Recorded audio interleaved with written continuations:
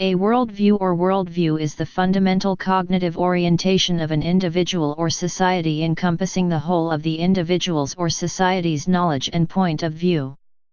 A worldview can include natural philosophy, fundamental, existential, and normative postulates, or themes, values, emotions, and ethics.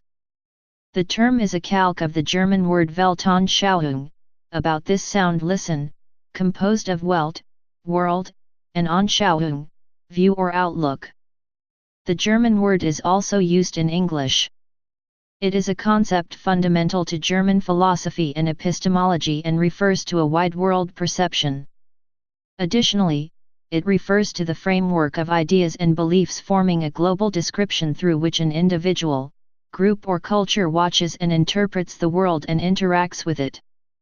Worldview remains a confused and confusing concept in English, used very differently by linguists and sociologists.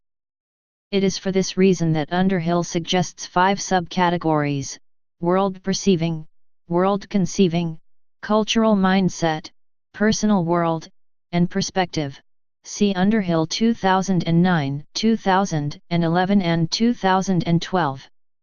Worldviews are often taken to operate at a conscious level, directly accessible to articulation and discussion, as opposed to existing at a deeper, pre-conscious level, such as the idea of ground in Gestalt psychology and media analysis.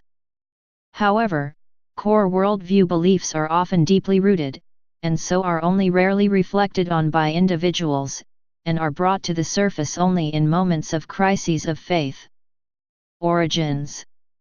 Linguistics. The founder of the idea that language and worldview are inextricable is the Prussian philologist, Wilhelm von Humboldt, 1767–1835. Humboldt argued that language was part of the creative adventure of mankind.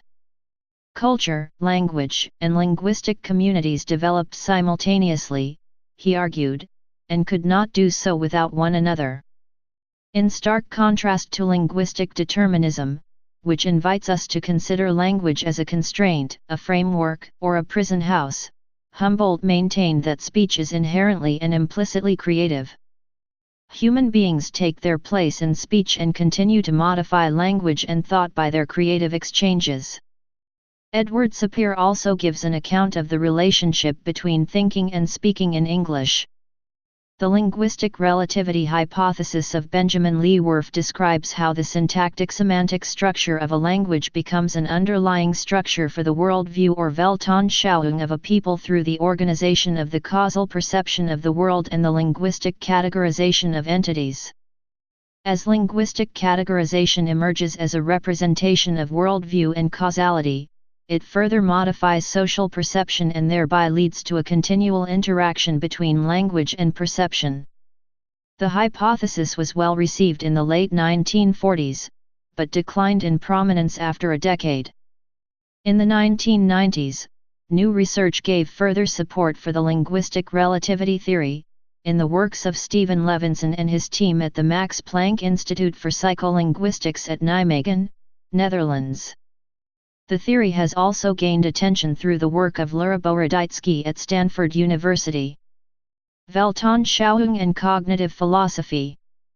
One of the most important concepts in cognitive philosophy and cognitive sciences is the German concept of Weltanschauung. This expression has often been used to refer to the wide worldview or wide world perception of a people, family, or person.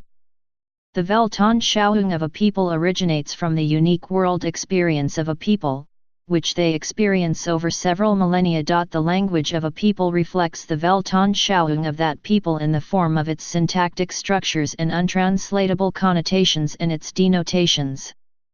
The term Weltanschauung is often wrongly attributed to Wilhelm von Humboldt, the founder of German ethnolinguistics, see Trabant. As Jürgen Trabant points out, however, and as Underhill reminds us in his Humboldt, Worldview and Language, 2009, Humboldt's key concept was Weltansicht.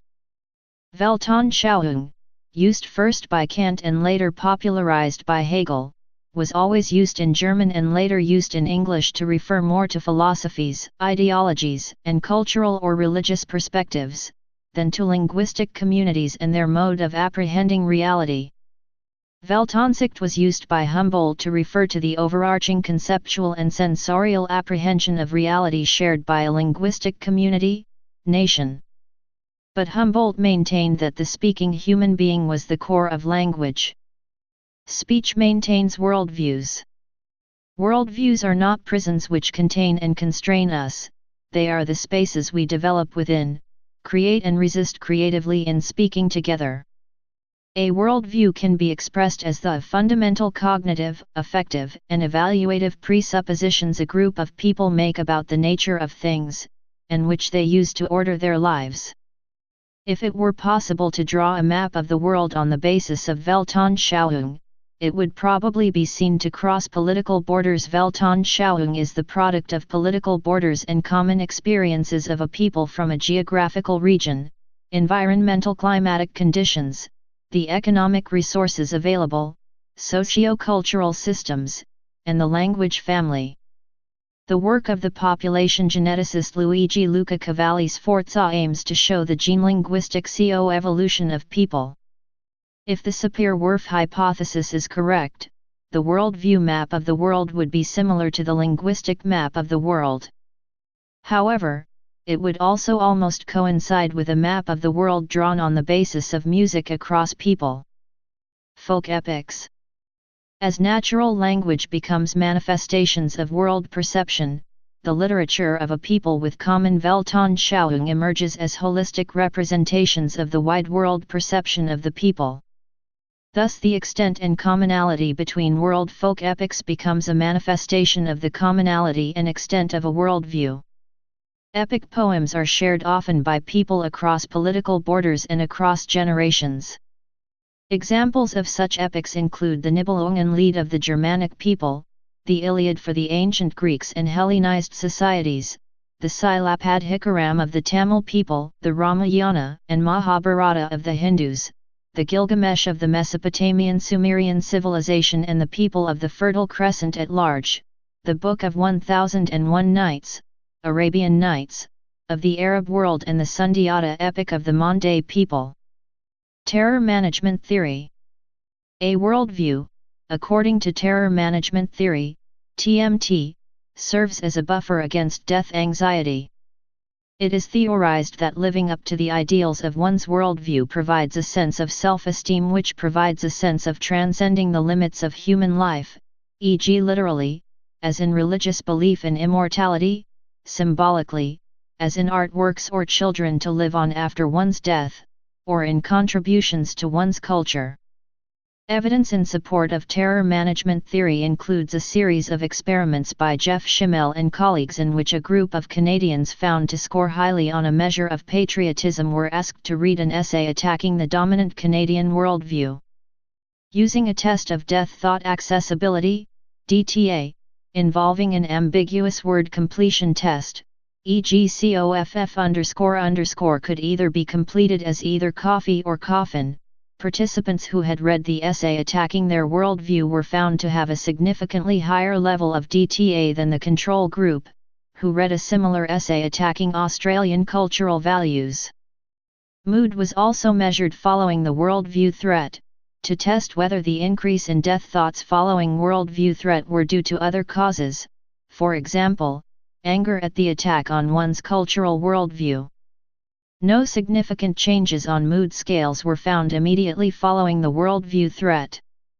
To test the generalizability of these findings to groups and worldviews other than those of nationalistic Canadians, Schimmel et al. Conducted a similar experiment on a group of religious individuals whose worldview included that of creationism.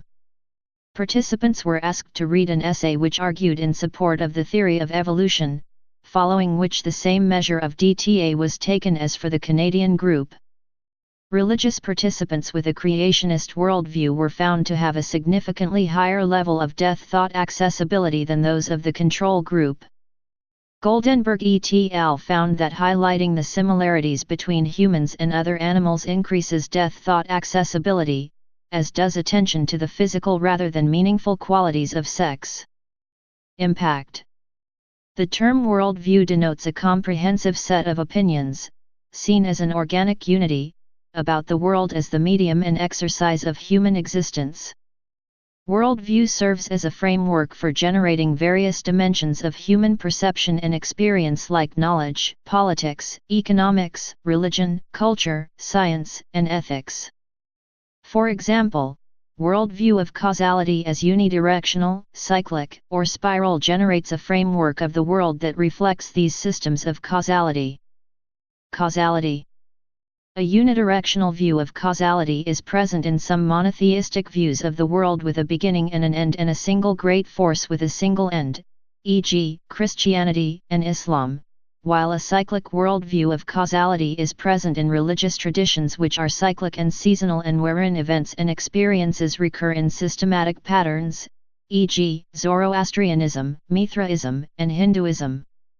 These worldviews of causality not only underlie religious traditions but also other aspects of thought like the purpose of history, political and economic theories, and systems like democracy, authoritarianism, anarchism, capitalism, socialism, and communism.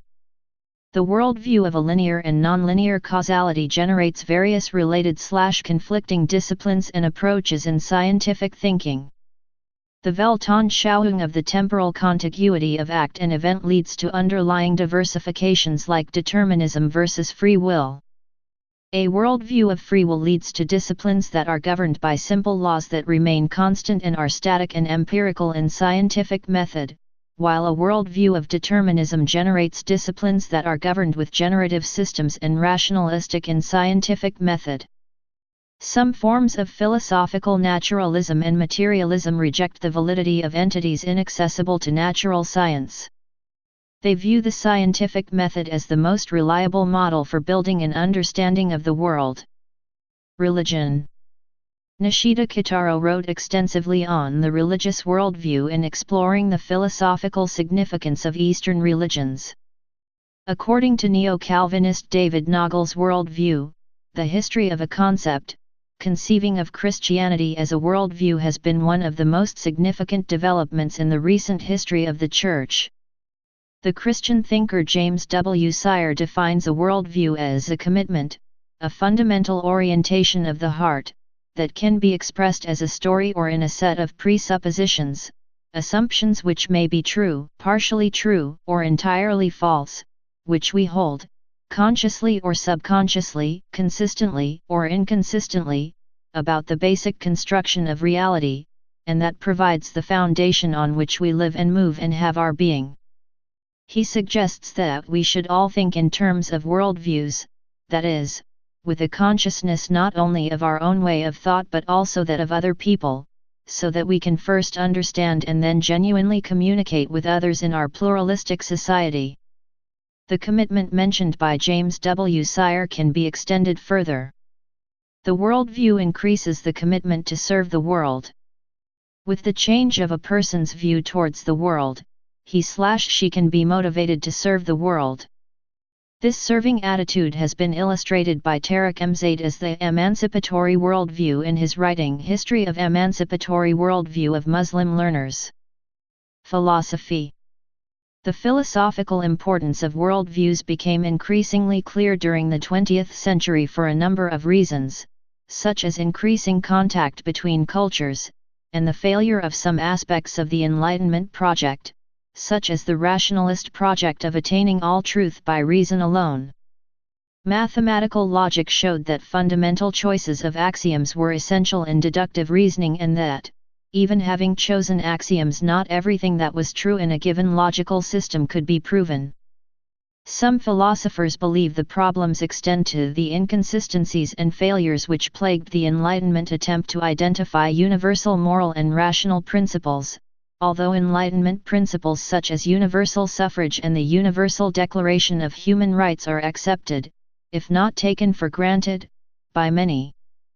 The theory of relativity offers a Weltanschauung that is revolting to absolute space and time, yet provides a context for modern theories of electromagnetism and gravity.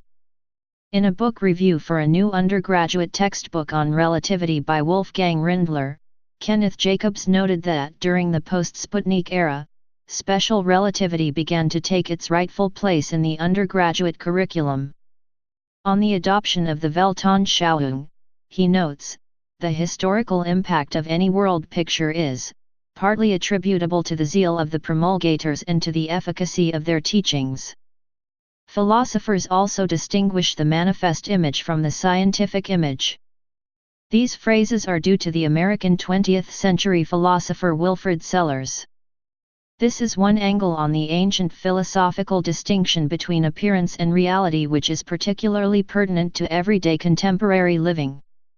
Indeed, many believe that the scientific image, with its reductionist methodology, will undermine our sense of individual freedom and responsibility.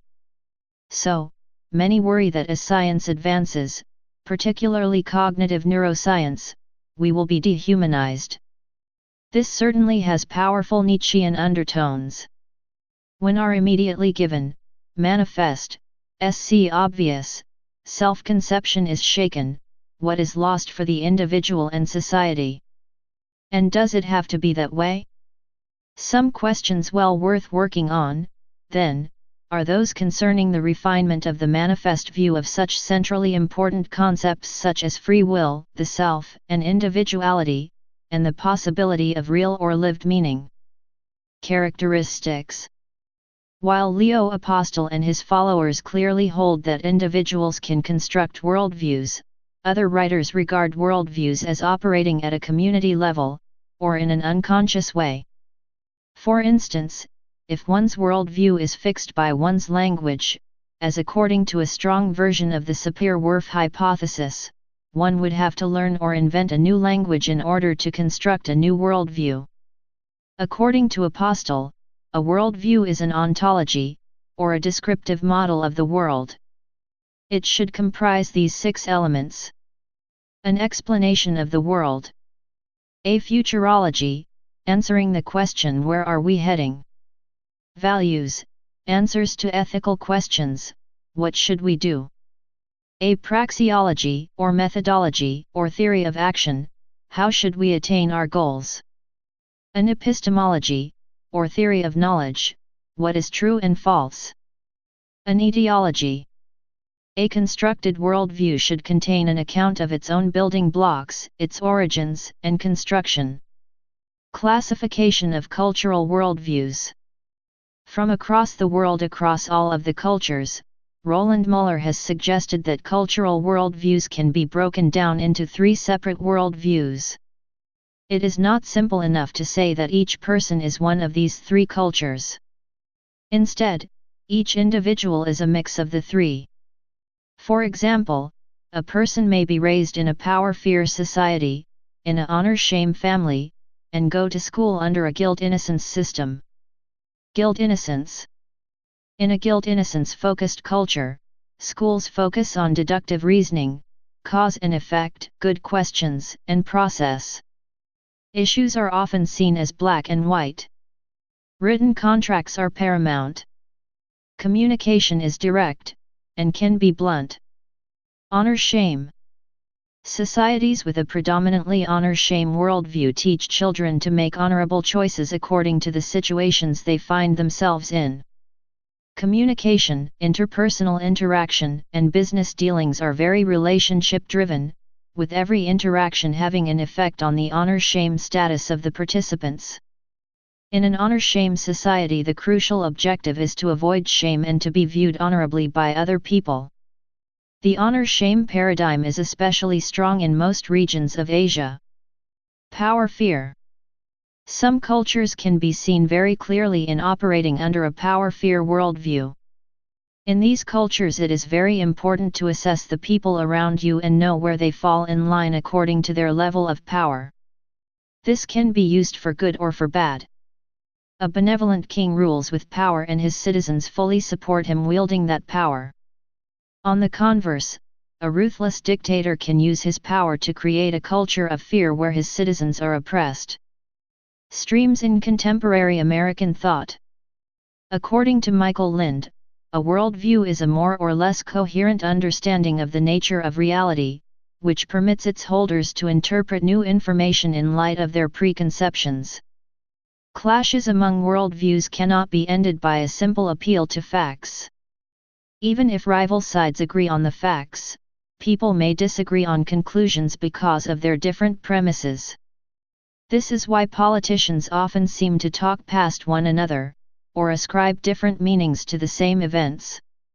Tribal or national wars are often the result of incompatible worldviews. Lind has organized American political worldviews into 5 categories. Green Malthusianism synthesizes mystical versions of environmentalism with alarm about population growth in the tradition of the Reverend Thomas Malthus. Libertarian isolationism would abandon foreign alliances, dismantle most of its military, and return to a 19th-century pattern of decentralized government and an economy based on small businesses and small farms. Neoliberal globalism believes that at-home governments should provide only basic public goods like infrastructure and security, and do so by market-friendly methods. Populist nationalism tends to favor restriction of legal as well as illegal immigration to protect the core stock of the tribe state from dilution by different races, ethnic groups, or religions. Populist nationalism also tends to favor protectionist policies that shield workers and businesses, particularly small businesses, from foreign competition. Social democracy claims an economic safety net, protecting citizens from unemployment, sickness, poverty in old age and other disasters, is necessary if democratic government is to retain popular support. Lind argues that even though not all people will fit neatly into only one category or the other, their core worldviews shape how they frame their arguments. Assessment and comparison. One can think of a worldview as comprising a number of basic beliefs which are philosophically equivalent to the axioms of the worldview considered as a logical theory. These basic beliefs cannot, by definition, be proven, in the logical sense, within the worldview precisely because they are axioms, and are typically argued from rather than argued for. However, their coherence can be explored philosophically and logically. If two different worldviews have sufficient common beliefs, it may be possible to have a constructive dialogue between them. On the other hand, if different worldviews are held to be basically incommensurate and irreconcilable, then the situation is one of cultural relativism and would therefore incur the standard criticisms from philosophical realists. Additionally, religious believers might not wish to see their beliefs relativized into something that is only true for them. Subjective logic is a belief reasoning formalism where beliefs explicitly are subjectively held by individuals but where a consensus between different worldviews can be achieved. A third alternative sees the worldview approach as only a methodological relativism, as a suspension judgment about the truth of various belief systems but not a declaration that there is no global truth. For instance, the religious philosopher Ninian Smart begins his Worldviews, cross-cultural explorations of human beliefs with exploring religions and analyzing worldviews, and argues for the neutral, dispassionate study of different religious and secular systems, a process I call worldview analysis. The comparison of religious, philosophical, or scientific worldviews is a delicate endeavor, because such worldviews start from different presuppositions and cognitive values. Clement Vital has proposed metaphilosophical criteria for the comparison of worldviews, classifying them in 3 broad categories. Objective, objective consistency, scientificity, scope. Subjective, subjective consistency, personal utility, emotionality. Intersubjective, intersubjective consistency, collective utility, narrativity. Please subscribe and thanks for watching.